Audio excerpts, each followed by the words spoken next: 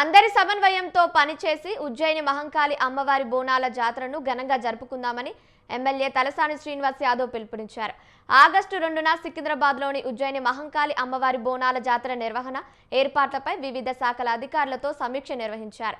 ఆలయ పరిసరాల్లో అధికారులతో కలిసి పర్యటించి ఏర్పాట్లపై పలు సూచనలు చేశారు. వివిధ ప్రాంతాల నుంచి లక్షలాది మంది భక్తులు వస్తారని, భక్తులకు ఎలాంటి అసౌకర్యానికి గురికాకుండా అధికారులు సమన్వయంతో పకడ్బందీ ఏర్పాట్లు చేయాలని ఆదేశించారు. ఈవ్ టీజింగ్, దొంగతనాలు జరగకుండా అడ్డుకునేందుకు షీ టీమ్స్, మఫ్టీ పోలీసులను ఏర్పాటు చేయాలని అధికారులకు సూచించారు.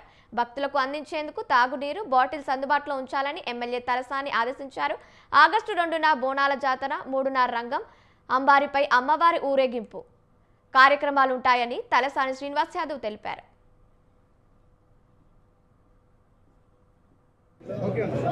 ఉజ్జయిని మహంకాళి అమ్మవారు బోనాల జాతర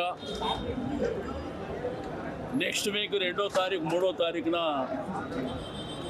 జరిగేటువంటి జాతర ఆశేష జనావాహిని మధ్యన 200 సంవత్సరాల చరిత్ర కలిగినటువంటి ఈ ఉజ్జయిని మహంకాళి అమ్మవారి జాతర రాబోతుంది. కాబట్టి ఈరోజు అధికారులు, స్థానికులు, దక్కన్ మానవ సేవా సమితి పెద్దలు, ఆర్య సమాజ్ పెద్దలు, అదేవిధంగా వివిధ రాజకీయ పక్షాలు, ఇక్కడ ఉన్నటువంటి సోషల్ సర్వీస్ చేసేవాళ్ళు, అధికారులతో కోఆర్డినేషన్తో ఈరోజు ఒక మీటింగ్ ఏర్పాటు చేసుకోవడం జరిగింది.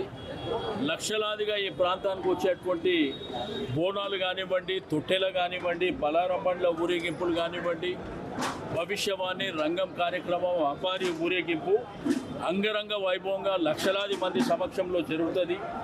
మీ మాధ్యమాల ద్వారా విశ్వవ్యాప్తమై ఈరోజు ప్రపంచంలో కూడా బోనాల పండుగ చేసుకునేటువంటి పరిస్థితులు వచ్చినాయి.